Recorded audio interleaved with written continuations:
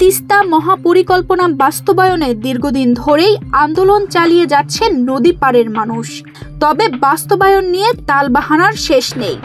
এবার মহাপরিকল্পনা বাস্তবায়নের স্বপ্ন দেখছেন তারা, আর সরকারের দৃষ্টি আকর্ষণে নিয়েছে নানা কর্মসূচি।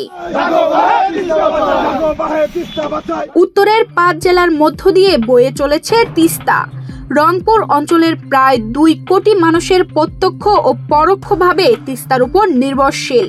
তবে ভারত একতরফা পানি প্রত্যাহার করায় মরতে বসেছে নদীটি। স্বপ্নের তোরে দুঃস্বপ্নের বন্যায় ডুবে মরে প্রতি বছর। রংপুর বৃহত্তর জেলার 5টি জেলা অংশগ্রহণ করছে: নীলফামারী, লালমনিরহাট, কুড়িগ্রাম, রংপুর, গাইবান্ধা। আমরা ব্যাপক প্রস্তুতি গ্রহণ করেছি। জনগণের মধ্যে যথেষ্ট সাড়া। তারা 48 ঘন্টা তিস্তা পাড়ের চরে অবস্থান করবে এবং এই কর্মসূচির মধ্যে আমরা বিভিন্ন ধরনের বিষয় এখানে উপস্থাপন করব। তিস্তা নদীতে যে পানি নেই, লোকজন তিস্তার পানিতে নামবে, সেখানে দেখা যাবে হাঁটু পরিমাণ পানি এখন। যেখানে প্রমত্ত তিস্তা, বহমান তিস্তা অনেক পানি থাকার কথা ছিল, সে পানি নাই। তিস্তা একসময় মায়ের মতো ছিল, সেই তিস্তা এখন রাক্ষসীর ভূমিকা অবতীর্ণ হয়েছে। আমাদের যেসব আর কি কর্মকাণ্ড এই 48 ঘন্টা অবস্থান কর্মসূচি পালন করার জন্য, সেগুলো নিয়ে আর কি আমাদের প্রস্তুতি চলছে এবং আশা করি আমরা আগামী 2 দিনের মধ্যেই আমরা সেই কার্যক্রম শেষ করতে পারবো। আর দুঃস্বপ্নের আধার ঘোচাতে বিভিন্ন সময় আন্দোলন করেছেন তিস্তা পাড়ের মানুষ।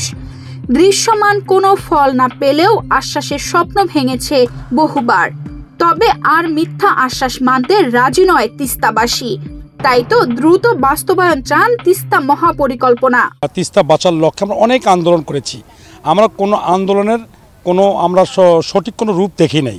আমরা 17-18 তারিখে এক লাগাতার কর্মসূচি হাতে নিয়েছি। এখানে লক্ষ লক্ষ লোকের সমাবেশ ঘটাবো। আমাদের দাবি যে তিস্তা মহাপ্রকল্প বাস্তবায়ন করতে হবে।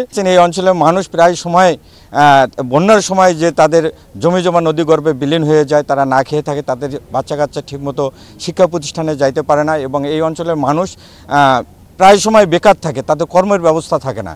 সে কারণে তিনি চিন্তা করছেন যে তিস্তার এই মহাপরিকল্পনা যদি বাস্তবায়ন করা যায় তাহলে এই অঞ্চলে মানুষের ভাগ্যের পরিবর্তন ঘটবে। এখানে শিক্ষা প্রতিষ্ঠান হবে, এখানে নগর উন্নয়ন হবে, অর্থনৈতিক জোন হবে, এই অঞ্চলের মানুষ ব্যাপকভাবে উপকৃত হবে। এই জন্য তিনি এই কর্মসূচিটাকে নিরপেক্ষভাবে হাতে নিয়েছেন এবং এই অঞ্চলের প্রতিটা মানুষের অংশগ্রহণ সেখানে নিশ্চিত করার জন্য দিনরাত তিনি ছুটে চলছেন। মধ্যে এই অঞ্চলের মানুষ যে জাগো বাহে তিস্তা বাঁচাই যে স্লোগান, এই স্লোগানে আজকে প্রতিটা গ্রাম গঞ্জে পাড়া মহল্লায় আজকে মুখরিত হচ্ছে।